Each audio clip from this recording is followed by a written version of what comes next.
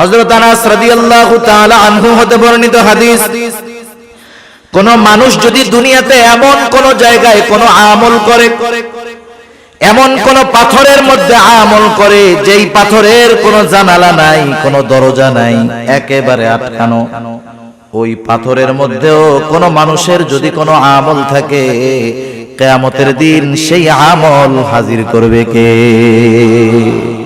আল্লাহ তাআলা কোরআনুল কারীমের মধ্যে বলেন, ওয়ানাদাউল মাওয়াজিনাল কিসতা লিয়াউমিল কিয়ামাতি ফালা তুযলামু নাফসুন শাইআ ওয়া ইন কানা মিসকালা হাববাতিন মিন খারদালিন আতাইনা বিহা ওয়া কাফা বিনা হাসিবিন।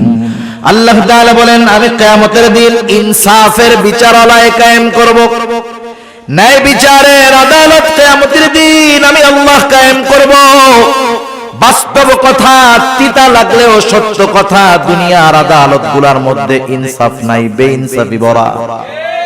এখানে যদি একটা ইনসাফ হয়, বেইনসাফি হয় হাজার হাজার, কিন্তু আল্লাহ তাআলার আদালতে কোনো বেইনসাফি নাই। আল্লাহ তাআলা বলেন, ওয়ানাদাউল মাওয়াজিনাল কিসতা লিয়াউমিল কিয়ামাহ। শুধু তাই না, আল্লাহ তাআলা বলেন, ফালা তুযলামু নাফসুন শাইআ। সেই দিন কারো প্রতি সামান্য কোনো জুলুমও করা হবে না। শুধু তাই না, আল্লাহ তাআলা বলেন, ওয়া ইন কানা মিসকালা হাববাতিন মিন খারদালিন আতাইনা বিহা। দুনিয়াতে যদি কেউ কোন সরিষা দানা পরিমাণ আমল করে, আতাইনা বিহা, ওইটারেও আমি হাজির করব। সুবহানাল্লাহ। আল্লাহ তাআলা বলেন, শুধু হাজির করব তা নয়, ওই আমলের ব্যাপারে হিসাব গ্রহণ করা হবে। আল্লাহ তাআলা বলেন, এত হিসাব কে করবে? আল্লাহ জবাব দেন, কাফা বিনা হাসিবিন। হিসাব নেওয়ার জন্য আমি আল্লাহই যথেষ্ট।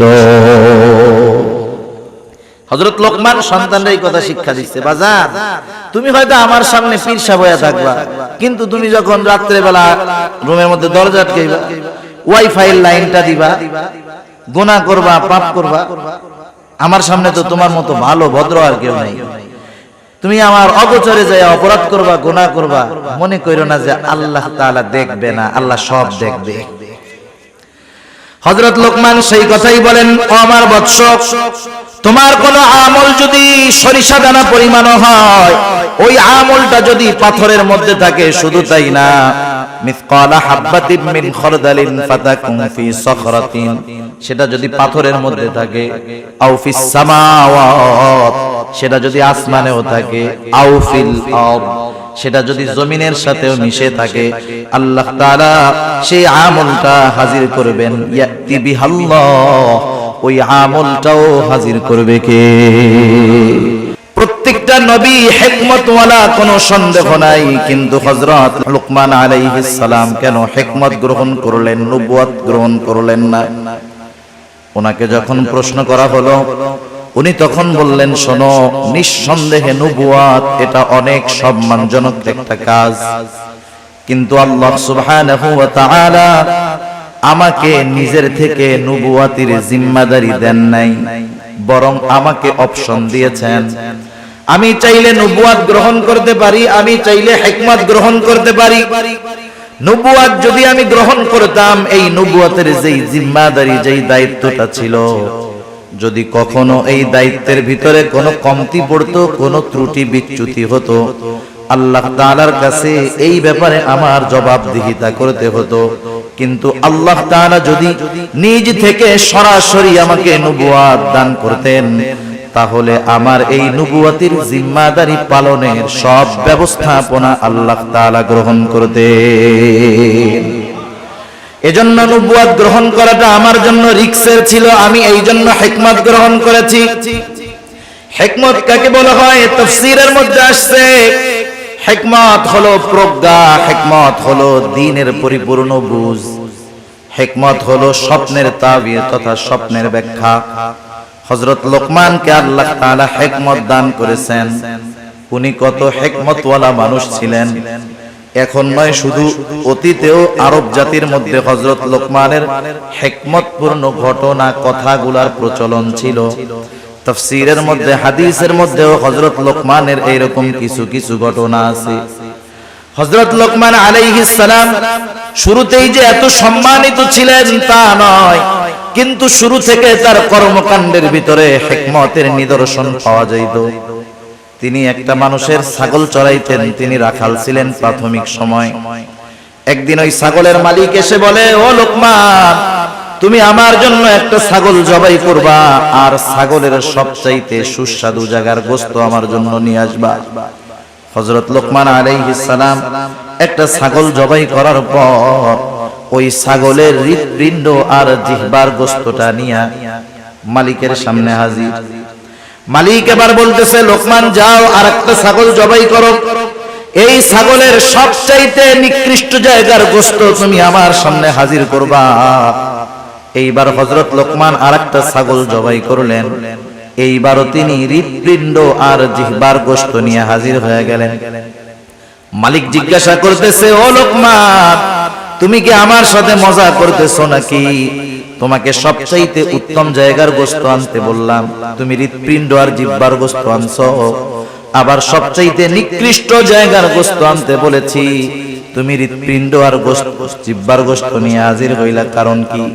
হযরত লোকমান তখন বললেন, মালিক, কারো যদি এই হৃদয় আর জবানটা ভালো হয়ে যায়, তার সব ভালো হয়ে যায়। মালিক, কারো যদি হৃদয় আর জবানটা খারাপ হয়ে যায়, তার সব কিছু খারাপ হয়ে যায়, সে সবচাইতে নিকৃষ্ট হয়ে যায়। রাসূল আকরাম সাল্লাল্লাহু আলাইহি ওয়াসাল্লাম এই জন্য বলেন, ইন্নাল্লাহা লা ইয়ানজুরু ইলা সুওয়ারিকুম ওয়ালাকিন ইয়ানজুরু ইলা কুলুবিকুম ওয়া আমালিকুম। আল্লাহ তাআলা কারো সূরত দেখেন না, কারো সিরাত দেখেন না।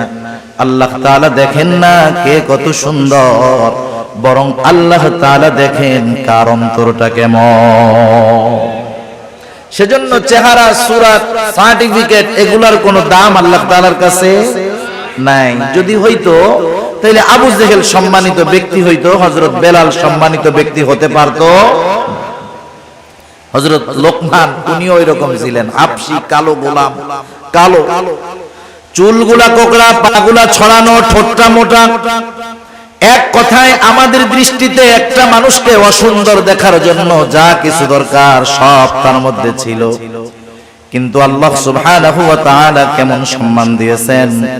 হযরত লোকমান তিনি একদিন মানুষের সামনে বক্তব্য দিচ্ছেন, বক্তৃতা দেওয়ার জন্য দাঁড়ায় গেছেন। উপস্থিত শ্রোতাদের মধ্য থেকে একজন দাঁড়ায় বলে, ও লোকমান, আপনি আপনার বক্তব্য দেওয়ার আগে আপনার নিকটে আমার একটা প্রশ্ন আছে, অনুগ্রহ করে জবাব দিবেন। হযরত লোকমান বললেন, হ্যাঁ বলো। লোকটা এবার বলতেছে, আপনি কি সেই লোকমান নাকি যেই লোকমান আমার সাথে বাগানে বাগানে ছাগল চড়ায় বেড়াইতো? আপনি কি সেই লোকমান নাকি? একটু শিক্ষণীয় বিষয় একটু খেয়াল দিয়া শুনবেন। আমাদের সমাজে অনেক মানুষ আছে, একটা সময় তার কিছুই ছিল না, না ছিল কোনো সম্মান, না ছিল কোনো মর্যাদা, কিন্তু কালের পরিবর্তনে আজকে অনেক সম্মান সম্পদের মালিক। আপনি যদি তাকে তার অতীতের কথা স্মরণ করায়া দেন, দেখবেন সে আপনার উপরে বিরক্ত হবে। সে তার অতীত যে এত খারাপ ছিল, অতীতে যে সে কষ্টে ছিল, সেটা সে ফেস করতে চায় না, সামনে আনতে চায় না, অতীতকে ভুলে থাকতে চায়। কিন্তু স্বাভাবিক বিষয়টা হলো এমন, যেই ব্যক্তি সর্ব অবস্থায় তার অতীতকে স্মরণ রাখে, অতীতের শিক্ষা নিয়ে চলে, অধিকাংশ ক্ষেত্রে এই ধরনের মানুষগুলা শুকরগুজার বান্দা হয়। আর যারা অতীতকে ভুলে যায়, ওরা অধিকাংশ না শুকরগুজার। খেয়াল করে দেখবেন এটা। বনি ইসরাইলের 3 লোকের ঘটনা আছে না? একটা ছিল টাকলা, আরেকটার কুষ্ঠ রোগ, আরেকটা হলো চোখে দেখতো না, কানা। আল্লাহ তাআলা পরীক্ষা করতে চাইছেন। প্রথম জনের টাক ঠিক করে দিয়েছেন, ওরে একটা উট দিছে। আরেকজনের কুষ্ঠরোগ ছিল, কেউ কাছে যাইতো না, আল্লাহ তাআলা ফেরেশতা দিয়ে ঠিক করায় দিলেন। এরপরে তারা একটা গরু দিলেন, সে এক সময় অনেক গরুর মালিক, উটওয়ালা অনেক উটের মালিক। আরেকটা ছিল অন্ধ, আল্লাহ তাআলার পক্ষ থেকে চোখ ঠিক হলো, সে একটা ছাগল পাইলো, তার ছাগলে আল্লাহ বরকত দিলেন, অনেক ছাগল হয়ে গেল। আগের দুইজনকে আবার পরীক্ষা করার জন্য এই তিনজনের কাছে ফেরেশতা আসলো। প্রথম দুইজন কি জবাব দিছে? ফেরেশতা এসে বলছে, আমি মুসাফির, আমার একটা উট দাও, আমি জানি আমার গন্তব্যে পৌঁছাইতে পারি। সে কি কইছে? সে বলছে, আরে মিয়া দেওয়া যাবে না, সমস্যা আছে। এবার ফেরেশতা তাকে মনে করায় দিয়েছে ওই অতীত, যায় তুমি তো টাকলা ছিলা, তোমার কাছে কেউ আসতো না, কেউ তোমার কাছে ভিড়তো না, আফসোস করতা শুধু আর বলতা, আরে আমার চুল যদি গজাইতো কত ভালো হইতো। আল্লাহ তাআলা তোমার চুল গজায়া দিলেন, তোমাকে উট দিলেন, উটের মধ্যে বরকত দিলেন, তুমি অতীতকে ভুলে গেছো? বলে না, এগুলো আমার আগের থেকেই ছিল। কি কইছে? আগের থেকেই ছিল। ফেরেশতা এবার বলছে, আল্লাহ তাআলা তোমার যদি আগের অবস্থায় তোমারে ফিরায় দিক, এবার তার নেয়ামত চলে গেছে, আগের অবস্থায় ফিরে গেছে। পরের জন যে কুষ্ঠরোগী, তারও একই অবস্থা, অতীতকেও স্বীকার করছে। কিন্তু যেই লোকটা অন্ধ, তার কাছে যখন যায় বলল, আমি একটা ছাগল চাই, মুসাফির বলল, আল্লাহর বান্দা তোমার যতগুলা লাগে তুমি নিয়ে যাও, কোনো অসুবিধা নাই, কারণ এক সময় আমার কিছু ছিল না, এগুলা আমাকে আল্লাহ তাআলা দিয়েছে। সেই জন্য শুকরগুজার বান্দা, অতীতকে যারা স্মরণ রাখে অধিকাংশ ক্ষেত্রে তারা হয়। আমাদের সমাজে আমাদেরকে যদি আমাদের কারো অতীত এরকম থাকে, আর কেউ যদি লোক সম্মুখে আমার ওই দুর্বল অতীতটাকে স্মরণ করায়া দেয়, আমি তাকে থ্রেট মাইরা ভারী মাইরা বসায়া দিব। কিন্তু হযরত লোকমান এমনটা করেন নাই, তিনি সহসা জবাব দিয়ে দিয়েছেন, হ্যাঁ তুমি ঠিক বলেছো, আমি সেই লোকমান যে এক সময় বাগানে বাগানে ছাগল চড়াইতো। সম্মান কমে গেছে অতীত স্বীকার করায়। হযরত লোকমানকে এবার ওই লোকটা প্রশ্ন করতেছে, লোকমান তাহলে এই পর্যায়ে আপনি যে আসলেন, কোন গুণের কারণে আপনি আসলেন, কোন কারণে আল্লাহ তাআলা আপনাকে এত মর্যাদা দিলেন? হযরত লোকমান বললেন, শোনো, সত্যবাদিতা, আমানতদারিতা, অহেতুক কথাবার্তা থেকে আমি বিরত থেকেছি। আমি মনে করি এই সবের কারণে আল্লাহ রাব্বুল আলামিন আমাকে এই সম্মান দিয়েছে। হযরত লোকমানকে প্রশ্ন করেছে, হযরত লোকমান স্বীকার গিয়েছে, কারণ তিনি ছিলেন একজন শুকরগুজার বান্দা। আল্লাহ তাআলা হযরত লোকমানের ব্যাপারে সেই জন্য বলেন, ওয়ালাকাদ আতাইনা লোকমানাল হিকমাতা আনিশকুর লিল্লাহ, আমি লোকমানকে হিকমত প্রদান করেছি, আনিশকুর লিল্লাহ, যাতে সে আল্লাহ তাআলার শুকরগুজার করে, আল্লাহ তাআলার কৃতজ্ঞতা প্রকাশ করে। এখান থেকে এক নম্বর শিক্ষণীয় আমাদের জন্য হলো, আমরা যখন কোনো নেয়ামত প্রাপ্ত হব, যখন কোনো নেয়ামত পাবো, আমরা শুকর আদায় করব কার? আল্লাহ তাআলার শুকরিয়া আদায়। বলেন তো, আমরা যদি শুকরিয়া আদায় না করি, আল্লাহ তাআলার কৃতজ্ঞতা প্রকাশ যদি আমরা না করি, আল্লাহ তাআলার সম্মান কমে যাবে? কমবে না। আল্লাহ তাআলার যদি শুকর আদায় আমরা না করি, আল্লাহ তাআলার সম্মান কমবে না।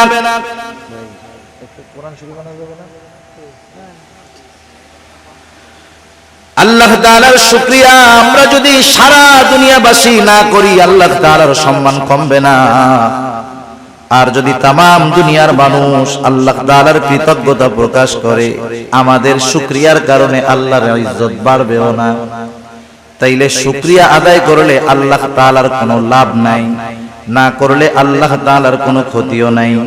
এজন্য আল্লাহ তাআলা বলেন, ওয়ামান ইয়াশকুরু ফাইন্নামা ইয়াশকুরু লিনাফসি, যে কৃতজ্ঞতা প্রকাশ করে সে সেটা তার নিজের জন্যই করে। কারণ মানুষ যদি নেয়ামত পাওয়ার পর নেয়ামতের কৃতজ্ঞতা আদায় করে, তার নেয়ামতের মধ্যে প্রবৃদ্ধি দান করেন কে? আল্লাহ তাআলা কুরআনুল কারীমের আরেক জায়গায় বলেন, লা ইন শাকারতুম লা আযীদান্নাকুম ওয়া লা ইন কাফারতুম ইন্না আযাবী লাশাদীদ। আল্লাহ তাআলা বলেন, লা ইন শাকারতুম লা আযীদান্নাকুম, তোমরা যদি কৃতজ্ঞতা প্রকাশ করো, নেয়ামতের শুকরিয়া আদায় করো, আল্লাহ তাআলা এমনটা বলেন নাই যে বাড়ায়া দিমু, বরং আল্লাহ তাআলা বলেন লা আযীদান্নাকুম, দুইটা তাকিদ যোগ করে আল্লাহ তাআলা বলেন, কেমন জানি কথাটা এরকম যে আমি অবশ্যই অবশ্যই তোমাদের নিয়ামত আরো আমি আল্লাহ বাড়ায়া দিব। ওয়ালা ইন কাফারতুম, তোমরা যদি কুফরি করো তথা নিয়ামতের কৃতজ্ঞতা প্রকাশ না করো, তাতে আল্লাহ তাআলার কোনো ক্ষতি নাই, বরং ক্ষতি কি? আল্লাহ তাআলা বলেন, যাই না রাখো, ইন্না আযাবি লাশাদীদ, আমার আযাব বড় কঠোর, আযাব বড় শক্ত। তাইলে শুকর গুজার বান্দার নিয়ামত আল্লাহ বাড়ায় দেয়, আর যারা নিয়ামতের শুকরিয়া আদায় করে না আল্লাহ তাআলা তাদের কঠিন আযাবে গ্রেফতার করে। আল্লাহ তাআলা সেই কথাই বলেন, মান কাফারা ফা ইন্নাল্লাহা গনিয়্যুন হামিদ, আর যারা শুকরিয়া আদায় করে না, কুফরি করে, তারা জানা রাখুক, ফা ইন্নাল্লাহা গনিয়্যুন হামিদ, আল্লাহ তাআলা কারো কৃতজ্ঞতার মুখাপেক্ষী নয়। সেজন্য আমরা শুকরিয়া আদায় করলে লাভ আমাদের নিজেদের। এখানে আল্লাহ তাআলা হযরত লোকমানের পরিচয় দিচ্ছেন যে লোকমান তো হিকমতওয়ালা, শুধু হিকমতওয়ালা নয়, লোকমান আমার একজন শুকরগুজার বান্দা। সুবহানাল্লাহ। এইবার সেই লোকমান ছেলেদেরকে কি বলছে, সেই কথাগুলো আল্লাহ তাআলা আমাদেরকে বলতেছে। হযরত লোকমান সন্তানদেরকে নসিহত করতেছে, উপদেশ দিচ্ছে। এক নম্বর নসিহত, হযরত লোকমান সন্তানকে বলতেছে, ও আমার সন্তান, ওয়াইদ ক্বালা লুকমানু লিবনিহি ওয়া হুয়া ইয়াইদু ইয়া বুনাইয়া লা তুশরিক বিল্লাহ। হযরত লোকমান তার সন্তানকে এক নম্বর নসিহত করতেছে, উপদেশ দিচ্ছে, ও আমার বৎস। নসিহত করার কিছু ভাষা আছে, সব সময় ধমক দিলে কাম হয় না।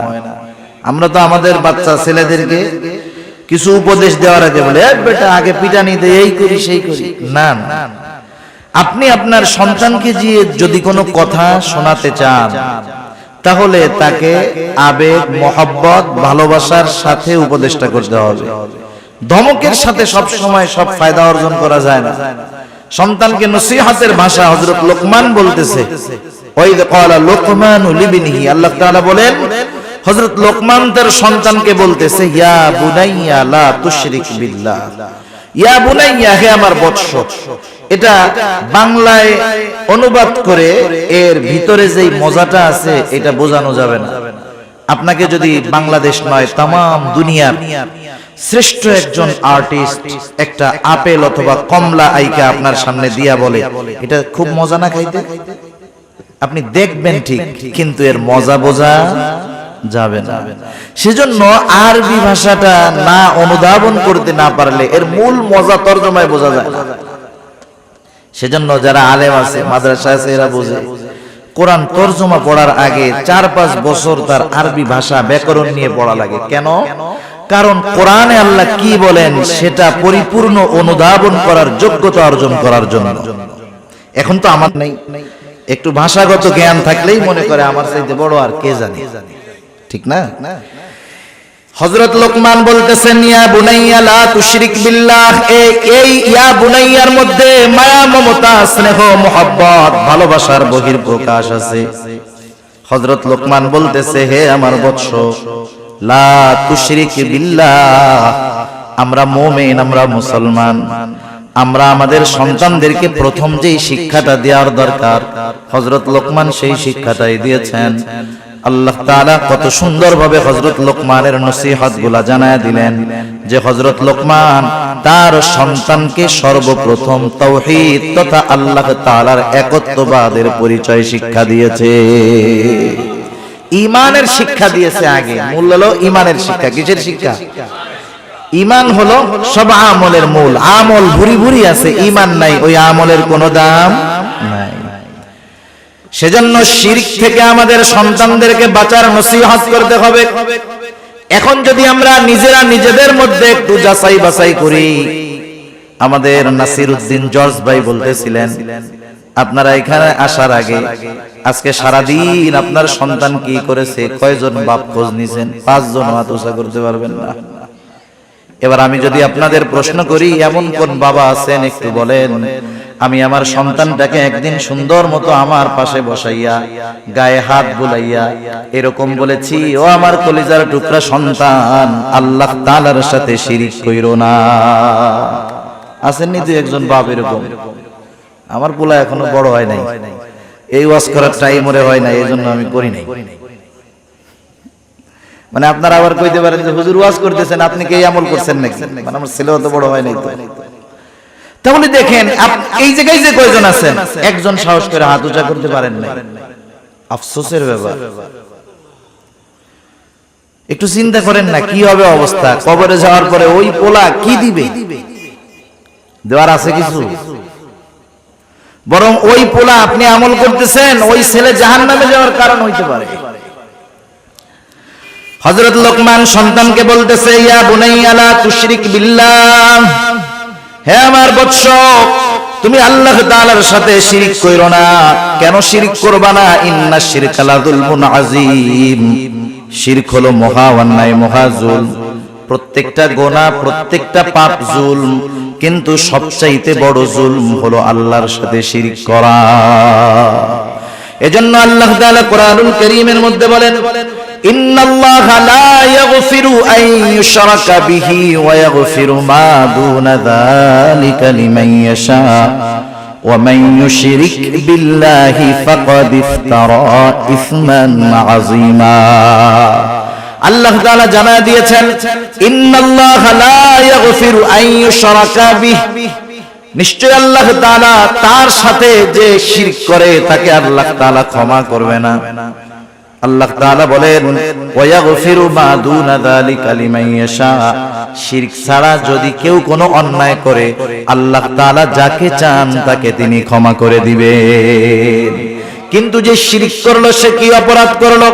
আল্লাহ তাআলা বলেন, ওয়া মান ইউশরিক বিল্লাহি ফাকাদ ইফতারা ইসমান আযীমা, যে আল্লাহ তাআলার সাথে শিরক করলো, ফাকাদ ইফতারা ইসমান আযীমা, সে এক মহা পাপের সূচনা করলো। এজন্য এই পৃথিবীতে যার দ্বারা শিরক শুরু হয়েছে, কিয়ামত পর্যন্ত যত শিরক হবে সব শিরকের সমপরিমাণ গুনাহ তার আমলনামায় যোগ হবে। যেমন আদম আলাইহিস সালামের এক সন্তান যে হত্যা করছে, হত্যাকারী যেটা, কিয়ামত পর্যন্ত পৃথিবীতে যত অন্যায়ভাবে হত্যা সংগঠিত হবে সব হত্যার গুনাহ তার আমলনামায় যোগ হয়ে যাবে। নাউযুবিল্লাহ। সেজন্য আল্লাহ আমাদেরকে শিরক থেকে বাঁচার তৌফিক দান করুন। আল্লাহ তাআলা আমাদেরকে সকল প্রকার শিরক থেকে বেঁচে থাকার তৌফিক দান করুক, সবাই বলি আমিন। সেজন্য আমাদের দ্বারা জানি নতুন কোন শিরকের আবির্ভাব না ঘটে। এই যে অনেক সময় নতুন নতুন মাজার গজায়, শুনছেন না আপনারা? রাত্রের মধ্যে মাজার উঠে যায় একবার, কয়দিন পরে ওই জায়গায় সেজদা দেওয়া, এইসব অপরাধ শুরু হয়। যাদের মাধ্যমে এগুলো শুরু হলো, যতদিন ওইখানে ওই অপকর্ম চলবে তাদের আমলনামায় ওই গুনাহ যোগ হতে থাকবে। আল্লাহ তাআলা এরপর আরেক জায়গায় বলেন, ইন্নাল্লাহা লা ইয়াগফিরু আন ইউশরাকা বিহি ওয়া ইয়াগফিরু মা দুনা যালিকা লিমান ইয়াশা ওয়া মান ইউশরিক বিল্লাহি ফাকাদ যাল্লা যালালান বাঈদা। আল্লাহ তাআলা জানায় দেন, শিরক ছাড়া তিনি সব গুনাহ ক্ষমা করে দিবেন। শুধু তাই না, যারা শিরকের সাথে জড়িত হয়ে যায় তারা বহুত বড় পথভ্রষ্ট হয়ে যায়, তারা সিরাতে মুস্তাকিমের পথ থেকে বিচ্যুত হয়ে জাহান্নামের পথের পথিক তারা হয়ে যায়। আল্লাহ তাআলা বলেন, ফাকাদ যাল্লা যালালান বাঈদা, তারা বহুত বড় পথভ্রষ্ট হিসাবে পরিণত হয়। শুধু তাই না, আল্লাহ তাআলা কোরআনুল কারীমের আরেক জায়গায় বলেন, মান ইউশরিক বিল্লাহি ফাকাদ হারামাল্লাহু আলাইহিল জান্নাতা ওয়া মাওয়াহুন নার ওয়া মা লিয-যালিমিনা মিন আনসার। আল্লাহ রাব্বুল আলামিন বলেন, মান ইউশরিক বিল্লাহ, যে আল্লাহ তাআলার সাথে শিরক করে, ফাকাদ হারামাল্লাহু আলাইহিল জান্নাহ, আল্লাহ তাআলা তার জন্য জান্নাতকে হারাম করে দেয়।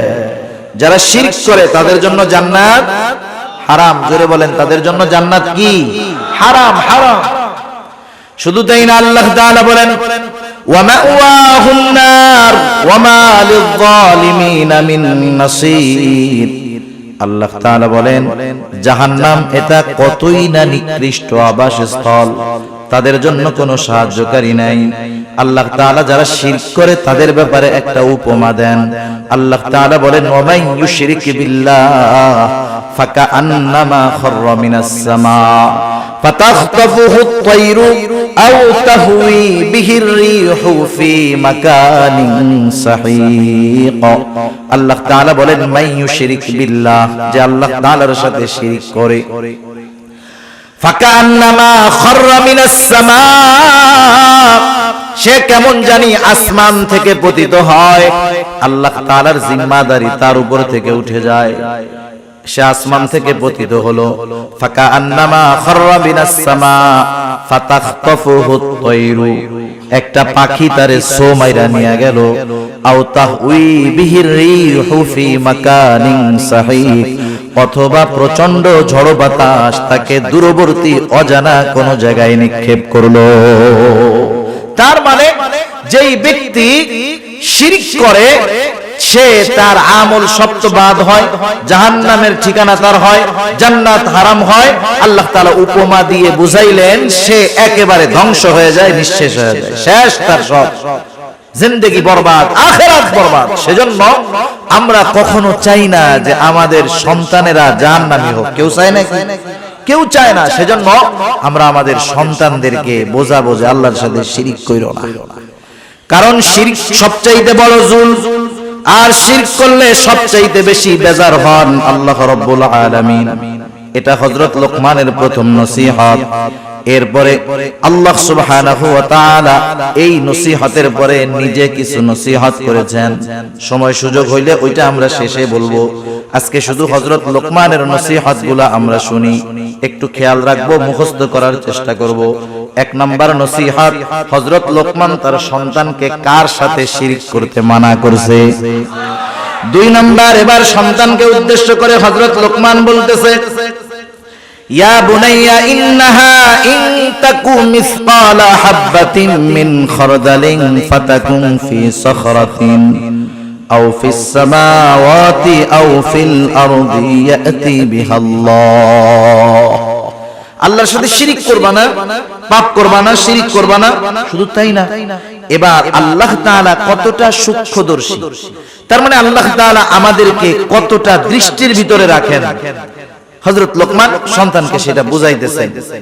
প্রত্যেকটা বাচ্চা যদি ছোট থেকে তার মা বাবা বাচ্চাকে যদি শিক্ষা দেয় আল্লাহ তাআলার ব্যাপারে, ওই বাচ্চার মগজে ওই বিশ্বাসটা ঢুকে যায়, সে সব সময় ওই বিশ্বাসের উপরে অটল থাকে। হযরত লোকমান সন্তানকে এবার কি বলতেছে, ইয়া বুনাইয়া ইন্নাহা ইন তাকু মিসকালা হাববাতিন মিন খারদাল। একটু খেয়াল দিয়ে শুনেন, বলতেছে, হে আমার বৎস, ইন্নাহা সেই জিনিসটা, ইন্নাহা সেই জিনিসটা, কোন জিনিসটা? মুফাসসিরিনে কেরাম দুইটা মত পাওয়া যায়। এক নাম্বার হলো এই ওই জিনিসটার দ্বারা উদ্দেশ্য হলো কোন পাপ। কোন কোন মুফাসসির বলেন পাপ না, সেটা যে কোনো আমল, ভালো আমল হতে পারে, মন্দ আমল হতে পারে। হযরত লোকমান সন্তানকে বলতেছে, ও আমার বৎস, তুমি যেই আমলই করো না কেন, ভালো অথবা মন্দ, ইন্নাহা ইন তাকু মিসকালা হাববাতিন।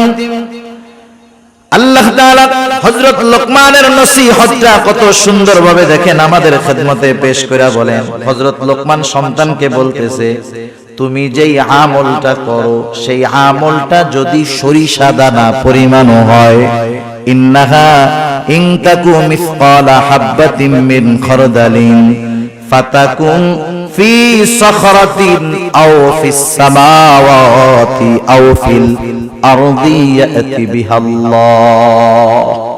তুমি যেই আমলটা করো, ভালো হোক আর মন্দ হোক, ওই আমলটা যদি সরিষা দানা পরিমাণ হয়, কি দানা পরিমাণ বলেন? ওই আমলটা যদি সরিষা দানা পরিমাণ হয়, আর ওই আমলটা যদি পাথরের মধ্যে থাকে, কোন জায়গায় থাকে?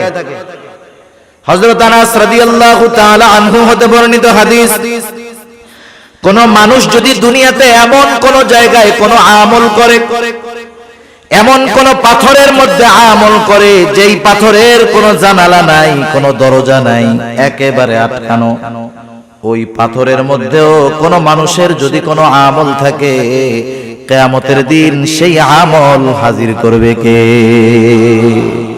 আল্লাহ তাআলা কোরআনুল কারীমের মধ্যে বলেন, ওয়ানাদাউল মাওয়াজিনাল কিসতা লিয়াউমিল কিয়ামাতি ফালা তুযলামু নাফসুন শাইআ ওয়া ইন কানা মিসকালা হাববাতিন মিন খারদালিন আতাইনা বিহা ওয়া কাফা বিনা হাসিবিন। আল্লাহ তাআলা বলেন, আমি কিয়ামতের দিন ইনসাফের বিচারালয় কায়েম করব, ন্যায় বিচারের আদালত কিয়ামতের দিন আমি আল্লাহ কায়েম করব। বাস্তব কথা, তিতা লাগলেও সত্য কথা, দুনিয়ার আদালতগুলোর মধ্যে ইনসাফ নাই, বেইনসাফি ভরা।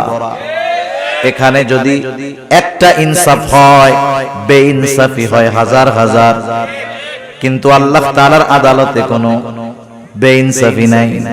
আল্লাহ তাআলা বলেন, ওয়ানাদাউল মাওয়াজিনাল কিসতা লিয়াউমিল কিয়ামাহ। শুধু তাই না, আল্লাহ তাআলা বলেন, ফালা তুযলামু নাফসুন শাইআ। সেই দিন কারো প্রতি সামান্য কোনো জুলুমও করা হবে না। শুধু তাই না, আল্লাহ তাআলা বলেন, ওয়া ইন কানা মিসকালা হাববাতিন মিন খারদালিন আতাইনা বিহা। দুনিয়াতে যদি কেউ কোনো সরিষা দানা পরিমাণ আমল করে, আতাইনা বিহা, ওইটারেও আমি হাজির করব। সুবহানাল্লাহ। আল্লাহ তাআলা বলেন, শুধু হাজির করব তা নয়, ওই আমলের ব্যাপারে হিসাব গ্রহণ করা হবে। আল্লাহ তাআলা বলেন, এত হিসাব কে করবে? আল্লাহ জবাব দেন, কাফা বিনা হাসিবিন। হিসাব নেওয়ার জন্য আমি আল্লাহই যথেষ্ট।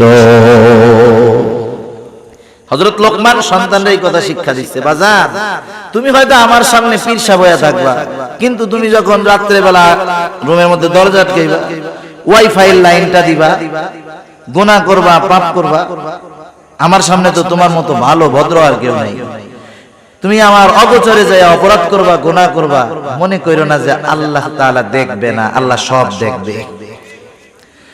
হযরত লোকমান সেই কথাই বলেন, ও আমার বৎস, তোমার কোন আমল যদি সরিষা দানা পরিমাণ হয়, ওই আমলটা যদি পাথরের মধ্যে থাকে, শুধু তাই না, মিসকালা হাববাতিন মিন খারদালিন ফাতাকুন ফি সখরাতিন, সেটা যদি পাথরের মধ্যে থাকে, আও ফিস সামাওয়াত, সেটা যদি আসমানেও থাকে, আও ফিল আরদ, সেটা যদি জমিনের সাথেও মিশে থাকে, আল্লাহ তাআলা সেই আমলটা হাজির করবেন। ইয়াতি বিহাল্লাহ, ওই আমলটাও হাজির করবে কে?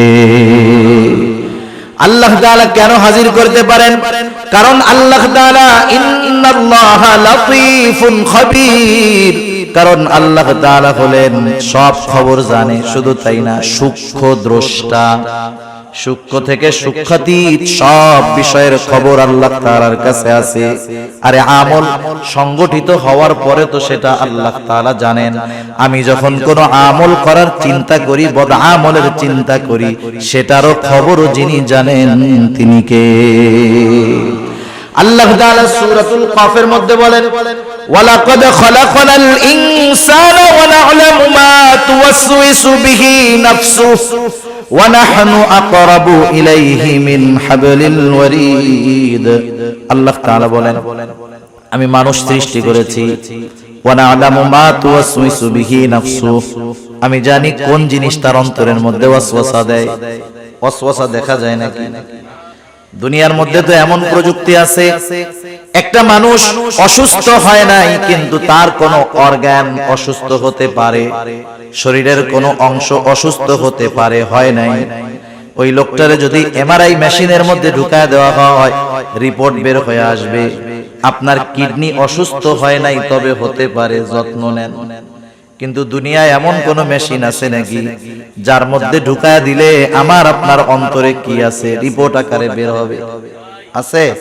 নাই। কিন্তু আল্লাহ তাআলা বলেন, ও আমার গোলাম, আমি তোমাকে সৃষ্টি করেছি, শুধু তাই না, আমি এটাও জানি তোমার অন্তরের মধ্যে কোন জিনিসে ওয়াসওয়াসা দেয়। কেন জানেন? আল্লাহ তাআলা বলেন, ওয়া নাহনু আকরাবু ইলাইহি মিন হাবলিল ওয়ারিদ। আমি তোমার অন্তরের ওয়াসওয়াসার খবর জানার কারণ হলো আমি তোমার শাহরগের চাইতে অধিক নিকটে।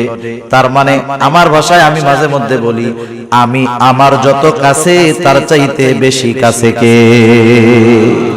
আল্লাহ এত কাছে, সেজন্য আমার প্রত্যেকটা পদক্ষেপ আল্লাহর নজরের বাইরে না। গহীন অরণ্যের মধ্যে গভীর রাত্রে যদি একটা পাতা পড়ে, সেই পাতা পড়ার খবরটাও জানে কে? আল্লাহ তাআলা জানে। এত সূক্ষ্মদর্শী আল্লাহ তাআলা। তাহলে এই টেন্ডেন্সি, এই চিন্তা, এই দর্শন, এই মতবাদ, এই ফিকির, এই চিন্তা যেটাই কর না কেন, এটা যদি একটা মানুষের মধ্যে সর্ব অবস্থাতে থাকে, ও যখন একা থাকবে ও চিন্তা করবে সব দেখতেছে কে। এই চিন্তাটা সন্তানের মধ্যে ঢুকায়া দেন। এই চিন্তা সন্তানের মধ্যে ঢুকান, পরিবারের মানুষের মধ্যে ঢুকান। আমরা চেষ্টা করি, বারবার বলি, ইনশাআল্লাহ সন্তানের চরিত্র বাপের সামনে যেমন হবে, লাইট নিভাইয়া দরজা আটকাইয়া ঘরের মধ্যে গেলেও সেম কোয়ালিটির চরিত্রই থাকবে। ঠিক কিনা? চারিত্রিক শিক্ষা দিয়েছে এই জায়গায়। কি শিক্ষা দিয়েছে? প্রথম শিক্ষা দিয়েছে ঈমানের শিক্ষা। কিসের শিক্ষা? এখানে দিয়েছে চারিত্রিক শিক্ষা, বিষয় একটা, কিন্তু এর মধ্যেই চরিত্র সংশোধনের শিক্ষা হযরত লোকমান তার সন্তানকে দিয়ে দিয়েছে। এরপরে শিক্ষা দিয়েছে সামাজিকতা। ইসলাম সামাজিকতার সর্বোচ্চ শিক্ষা দিয়েছে। হযরত লোকমান এবার তার সন্তানকে বলতেছে, ইয়া বুনাইয়া আকিমিস সালাহ ওয়া'মুর বিল মা'রুফি ওয়ানহা আনিল মুনকার ওয়াসবির আলা মা আসাবাক ইন্না যালিকা মিন আজমিল উমুর। হযরত লোকমান এবার সন্তানদের শিক্ষা দিচ্ছে দায়িত্ববোধ সম্পর্কে। এটা হলো দায়িত্ববোধ সম্পর্কে হযরত লোকমান সন্তানদের শিক্ষা দিচ্ছে। বেশি সময় আমি আর নিব না আপনাদের, কারণ 12টা বেজে গেছে, এত রাত করা যাবে না, অল্প সময়। হযরত লোকমান সন্তানদের বলতেছে, ইয়া বুনাইয়া আকিমিস সালাহ, এ বৎস নামাজ কায়েম কর। কি কায়েম করবেন? আমার আগে এক হুজুর নামাজের কথা বলছে, আমি ওই জায়গায় শুনছি। তাহলে অভিভাবক নিজে নামাজ পড়লে হবে না, নামাজ পড়ার জন্য সন্তানকে আদেশ করতে হবে। হাদিসের মধ্যে আসছে, মুরু আওলাদাকুম, আবু দাউদের হাদিস, তোমরা তোমাদের সন্তানদেরকে আদেশ করো, যখন তার বয়স 7 হবে নামাজের জন্য আদেশ করবা, 10 বছর বয়স হবে নামাজ না পড়লে প্রহার করবা, আর বিছানাটা আলাদা বানায়া দিবা। আমাদের সমাজে আছে এখন 7, 8, 9, 10 বছর হয়ে গেছে, একসাথে ভাই বোন ঘুমায়, একসাথে মা ছেলে ঘুমায়। এটা ইসলাম সাপোর্ট করে না। কেন করে না? আপনাদের এলাকায় আলহামদুলিল্লাহ অনেক আলেম আছে, ওনাদের কাছ থেকে একটু জেনে নিবেন। কথা বুঝতে পারছেন? সেজন্য বাচ্চারা বড় হইলে বিছানা আলাদা করে দিতে হবে। 7 বছর হলে নামাজের আদেশ, 10 বছর হলে নামাজ না পড়লে প্রহার করতে হবে। আর আল্লাহ তাআলা বলেন, ওয়া'মুর আহলাকা বিস-সালাতি ওয়াসতাবির আলাইহা লা নাসআলুকা রিজকা নাহনু নারযুকুকা ওয়াল আকিবাতু লিত-তাকওয়া। আল্লাহ তাআলা বলেন, ওয়া'মুর আহলাকা বিস-সালাহ, তুমি একা নামাজ পড়লে হবে না, তুমি তোমার পরিবার আহাল যারা আছে তাদেরকেও নামাজের জন্য আদেশ দাও। কারণ কিয়ামতের দিন সর্বপ্রথম নামাজের হিসাব হবে। কিয়ামতের দিন প্রথম হিসাব কিসের হবে? নামাজের। এজন্য সন্তানদের নামাজি বানাইতে হবে। যে নামাজি সে সঠিক পথের উপরে থাকার চেষ্টা করে। এরপর হযরত লোকমান তার সন্তানকে বলতেছে, ওয়া'মুর বিল মা'রুফি ওয়ানহা আনিল মুনকার, ভালো কাজের আদেশ করো, অসৎ কাজের নিষেধ করো। সন্তানকে হযরত লোকমান বলতেছে, আমরা হলাম শ্রেষ্ঠ উম্মত। কি উম্মত? একটু জোরে বল, আরো জোরে বলেন, কি উম্মত? আজকে 12ই রবিউল আউয়াল। অনেকে কইতে পারে, হুজুর কেন আজকে অন্য ওয়াজ করতেছে, এটা কেন করলো না? আগেও শুনলাম কয়েকজন কিছু একটা বলছে, এই জন্য বললাম না। আবার ওই যে বললাম আপনাদের জর্জ ভাই কথা বললো, আমি চিন্তা করলাম এই বিষয়টাই বলি। তা যাই হোক, ভালো কাজের আদেশ, অসৎ কাজের নিষেধ। আর আমরা কি উম্মত? শ্রেষ্ঠ উম্মত। এটা কি চাপার জোরে হওয়া যাবে? শ্রেষ্ঠ উম্মত হতে হবে আল্লাহ তাআলার ফর্মুলা অনুযায়ী। আল্লাহ তাআলা কোরআনুল কারীমের মধ্যে বলেন, কুনতুম খায়রা উম্মাতিন উখরিজাত লিন-নাস তা'মুরুনা বিল মা'রুফ ওয়া তানহাউনা আনিল মুনকার ওয়া তু'মিনুনা বিল্লাহ। শ্রেষ্ঠ উম্মত যদি হতে হয় 3টা জিনিস মাস্ট বি লাগবে। আল্লাহ তাআলা বলেন তোমরা হইলা শ্রেষ্ঠ উম্মত, মানুষের কল্যাণের জন্য তোমাদেরকে বের করা হয়েছে। এখন কোন কাজ করলে তোমরা শ্রেষ্ঠ উম্মত হবা? মনে রাখবেন একজন বেধর্মী সেও কিন্তু নবীর উম্মত। তাইলে শ্রেষ্ঠ উম্মত হওয়ার জন্য তিনটা কাজ। এক নাম্বার কাজ তা'মুরুনা বিল মারুফ, ভালো কাজের আদেশ করবা। দুই নাম্বার তানহাউনা আনিল মুনকার, মন্দ কাজে বাধা প্রদান করবা। ওয়া তু'মিনুনা বিল্লাহ, আর আল্লাহ তাআলার প্রতি ঈমান আনবা। ঈমানের সাথে ভালো কাজের আদেশ, অসৎ কাজের নিষেধ, এরা হলো শ্রেষ্ঠ উম্মত। এখন যেই জামানা চলতেছে হুজুর, ভালো কাজের আদেশ করলেও জান যায়, মন্দ কাজের থেকে বাধা দিলেও জান শেষ। কি করব? এই কর্মের উপরে ঈমানের স্তর বিন্যাস রয়েছে। রাসূল আকরাম সাল্লাল্লাহু আলাইহি ওয়াসাল্লাম বলেন, মান রাআ মিনকুম মুনকারান ফালইয়ুগাইয়িরহু বিয়াদিহি ফাইন লাম তাসতাতি' ফাবিলিসানিহি ফাইন লাম তাসতাতি' ফাবিকলবিহি ওয়া যালিকা আযআফুল ঈমান। নবীজি সাল্লাল্লাহু আলাইহি ওয়াসাল্লাম বলেন, তোমাদের মধ্যে কেউ যখন কোনো মন্দ কাজ দেখবে, অন্যায় কাজ দেখবে, ফালইয়ুগাইয়িরহু বিয়াদিহি, সে কাজটা শুধু থামায়া দিবে তা নয়, ফালইয়ুগাইয়িরহু বিয়াদিহি, কাজটাকে সে পরিবর্তন করে দিবে। তার মানে হচ্ছে গুনার কাজ, ওটা থামাবে তো থামাবে, সাথে সাথে ওই দিকে একটা ভালো কাজ চালু করে দিবে। বোঝা গেছে? এইরকম পাওয়ার যার আছে, ঈমানের দাবি হলো তার যদি সক্ষমতা থাকে, সে এই মন্দ কাজ থামায়া ওই দিকে একটা ভালো কাজ চালু করে দিবে। এখন এই ক্ষমতা আমাদের নাই। যদি মন্দ কাজে বাধা দিতে যাই, জান শেষ।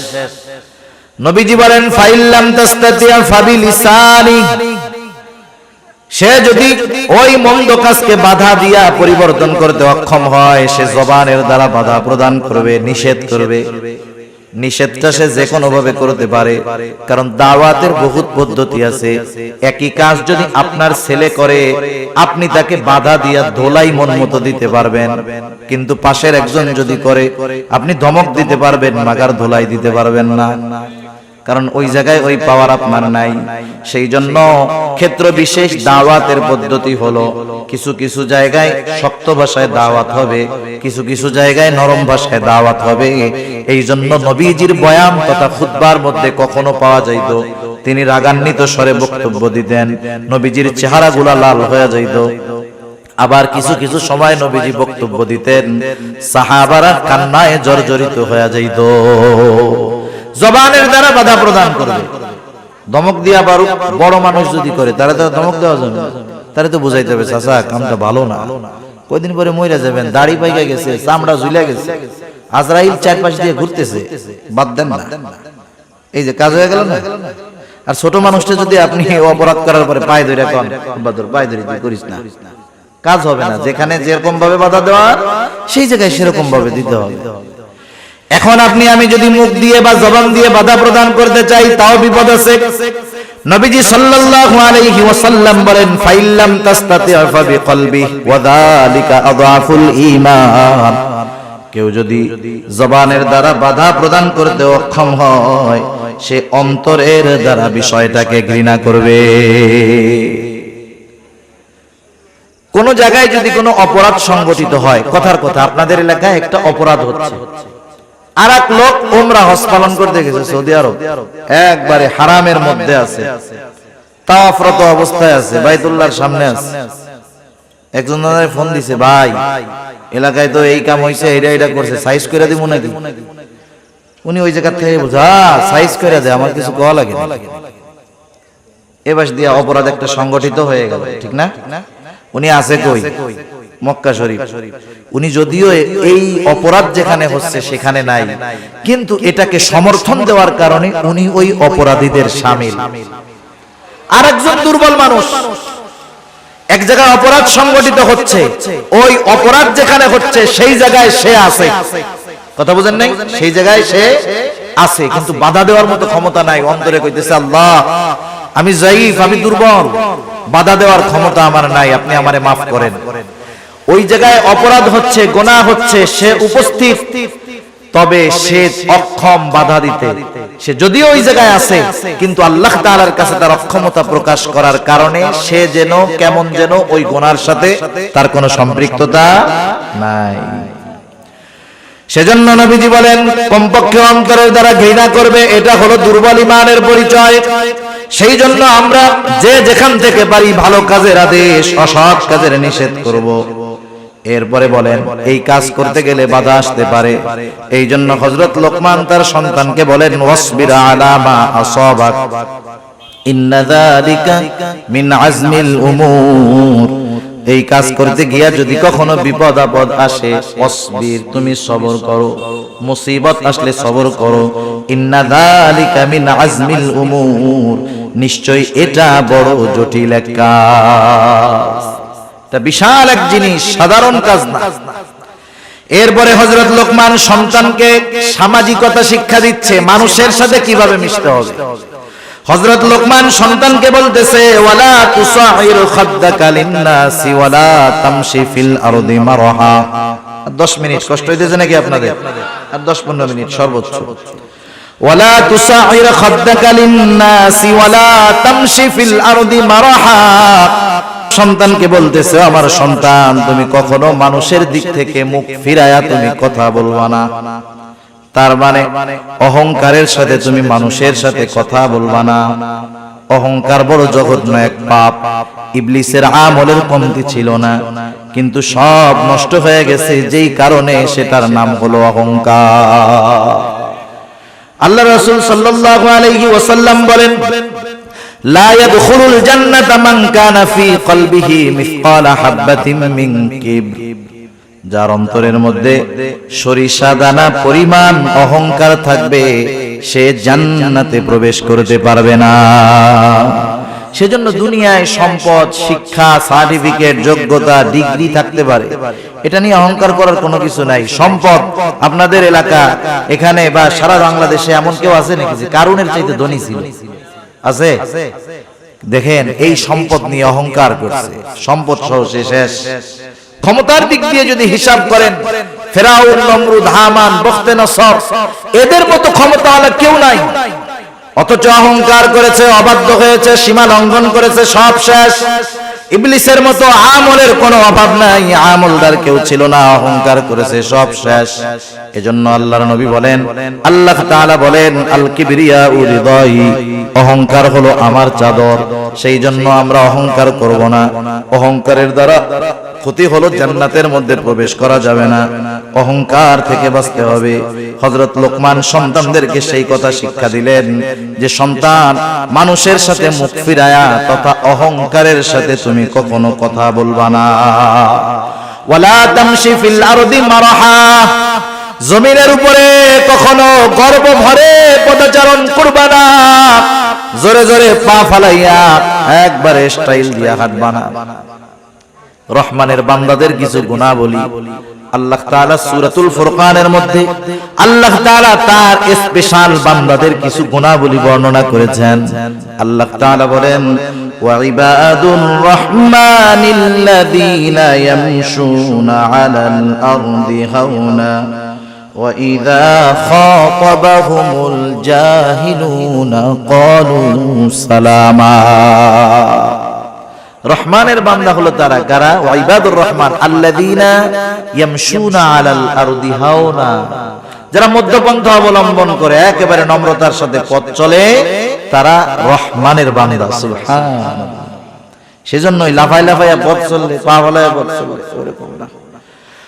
আল্লাহ তাআলা কোরআনুল কারীম সূরা বনী ইসরাঈলের মধ্যে বলেন ওয়ালা তামশি ফিল আরদি মারহা ইন্নাকা লান তাখরিকাল আরদা ওয়া লান তাবলুগাল জিবালা তুলা ওয়ালা তামশি ফিল আরদি মারহা। জমিনের মধ্যে দর্প ভরে, গর্ব ভরে তুমি চলাচল কইরো না, দর্প ভরে পথ চলে। আল্লাহ তাআলা বলেন ইন্নাল্লাহা লা ইউহিব্বু কুল্লা মুখতালিন ফাখুর। আল্লাহ তাআলা মুখতাল আর ফাখুররে পছন্দ করেন না। মুখতাল হলো যে নিজের নিজে বড় মনে করে, নিজের নিজে বড় মনে করে, আর ফাখুর হলো যে ওই বড়ত্বটা মানুষের সামনে প্রকাশ করে, নিজে নিজে মনে করে যে আমি সবচেয়ে ভালো, আমার চেয়ে ভালো আর কি। আরেকটা হলো মানুষের মধ্যে বলে আরে মিয়া আমি সবচাইতে ভালো আলেম, আমি সবচাইতে ভালো জ্ঞানী, আমি সবচাইতে বেশি বুঝি। এটা হলো ফাকুক। এই দুইটারই আল্লাহ কি করে না? পছন্দ করে না। হযরত লোকমান সন্তানদের শিখায় দিচ্ছে বাজান কেমনে তুমি পথ চলবা, তুমি কেমনে পথ চলবা। হযরত লোকমান সন্তানকে বলতেছে ওয়াকসিদ ফি মাশিকা ওয়াগদুদ মিন সাউতিক ইন্না আনকারাল আসওয়াত লা সাউতুল হামির। হযরত লোকমান সন্তানকে বলতেছে তুমি জমিনের মধ্যে মধ্যম পন্থা অবলম্বন করে হাঁটবা, অতি দ্রুত গতিতে হাঁটবা না, ইহুদি খ্রিস্টানদের মতো আস্তে আস্তে হাঁটবা না, মধ্যম পন্থা অবলম্বন করে হাঁটবা। আর একটা উপদেশ শিক্ষা দিল যে তুমি তোমার কণ্ঠস্বরকে একটু নিচু কইরা রাখবা। ওয়াগদুদ মিন সাউতিক, তুমি তোমার কণ্ঠস্বরকে উচ্চ আওয়াজে কোনো আওয়াজ করবা না, কণ্ঠস্বরকে নিম্নে রাখবা। আল্লাহ তাআলা কত সুন্দর দেখেন এই উচ্চ কণ্ঠস্বর যাদের, বিনা কারণে মাঝে মধ্যে অনেক মানুষ আছে ধমক দিয়া ওঠে, আছে না? গলাটা বড় যদি রাখতে পারে 10 জনের মধ্যে ঝগড়া যখন লাগে মনে করে আমার চাইতে আর কে বড়, আবার পরে এসে এই বেটা ওই জায়গায় আমার গলাই শুধু শোনা গেছে, জানো আর কারো কথাই শোনা যায় না। আল্লাহ তাআলা বলে তুই হলে গাধা। কি বলেন? ইন্না আনকারাল আসওয়াতি লা সাউতুল হামির, নিশ্চয় গাধার আওয়াজ সর্বনিকৃষ্ট আওয়াজ। এগুলা সামাজিকতার শিক্ষা দিয়েছে কত সুন্দরভাবে হযরত লোকমান তার সন্তানকে। নৈতিকতার শিক্ষা, ঈমানের শিক্ষা, গুনার থেকে বাঁচার শিক্ষা, মানুষের সাথে চলাচল আচরণের শিক্ষা হযরত লোকমান সন্তানকে দিয়েছে। বাবা হিসেবে উনি যেমন নসিহত করেছেন, অনুরূপ ভাবে আমাদের প্রত্যেকের উচিত যারা বাবা হয়েছেন, যারা হবেন, এই নসিহতগুলা জানা, আবেগ মোহাব্বত ভালোবাসার সাথে সন্তানদেরকে এই নসিহতগুলা করা। আল্লাহ তৌফিক দান করুক, সকলে বলি আমিন। দোয়া হয়ে যাবে। একটা মসজিদ, এই মসজিদের উদ্যোগে মাহফিল আপনারা জেনে মজিদ। আল্লাহুম্মা বারিক আলা মুহাম্মাদিন ওয়া আলা আলি মুহাম্মাদিন কামা বারাকতা আলা ইব্রাহিম ওয়া আলা আলি ইব্রাহিম ইন্নাকা হামিদুম মাজিদ। الحمد لله رب العالمين والعاقبة للمتقين والصلاة والسلام على خير خلقه محمد وعلى آله وأصحابه أجمعين. ربنا ظلمنا أنفسنا وإن لم تغفر لنا وترحمنا لنكونن من الخاسرين. ربنا آتنا في الدنيا حسنة وفي الآخرة حسنة وقنا عذاب النار. ربنا لا تزغ قلوبنا بعد إذ هديتنا وهب لنا من لدنك رحمة إنك أنت الوهاب. ওগো দয়াময় আল্লাহ, গভীর রাত পর্যন্ত দিনই আলোচনা করার পর গুনাহ মাখা হাত আপনার দরবারের দিকে তুলে ধরেছি। হায় আল্লাহ, রাত্র যত গভীর হয় দুনিয়ার মানুষের দরজাগুলা বন্ধ হয়ে যায়, আর রাত্র যত গভীর হয় আপনার রহমতের দুয়ার তত উন্মোচিত হয়। আমরা গুনাহগার, আপনি তো গফফার। আয় আল্লাহ, যে যেখান থেকে হাত উঁচু করেছে আমাদের প্রত্যেকের বিগত জীবনের সকল কবিরা সগীরা গুনাহগুলো আপনি মাফ করে দেন ইয়া রাব্বাল আলামিন। আমাদের আত্মীয় স্বজনের গুনাহগুলো মাফ করে দেন আল্লাহ। যারা দুনিয়াতে বেঁচে আছে তাদেরকে মাফ করে দেন, যারা দুনিয়া ছেড়ে অন্ধকার গহীন কবরে চলে গেছে তাদের গুনাহগুলো মাফ করে কবরগুলো আপনি জান্নাতের টুকরা বানায় দেন ইয়া রাব্বাল আলামিন। খাস করে আজকের এই মাহফিল আপনি কবুল আর মঞ্জুর করে নেন। আয় আল্লাহ, যে মসজিদের উদ্যোগে মাহফিল, মসজিদখানা কবুল আর মঞ্জুর করেন আল্লাহ। যারা অর্থ দিয়ে, শ্রম দিয়ে, সময় দিয়ে, সৎ পরামর্শ দিয়ে বিভিন্নভাবে সহযোগিতা করেছে আল্লাহ, প্রত্যেকের ছোট বড় সকল প্রকার সাহায্য সহযোগিতা আপনি কবুল আর মঞ্জুর করে নেন। কে কোন আশায় সহযোগিতা করেছে আপনার জানতে বাকি নাই। প্রত্যেকের মনের নেক চাওয়া নেক আশা আপনি কবুলের মঞ্জুর করে নেন ইয়া রাব্বাল আলামিন। এই মসজিদের যা কিছু প্রয়োজনীয়তা আছে আপনি আপনার গায়বী খাজানা থেকে ব্যবস্থা করে দেন।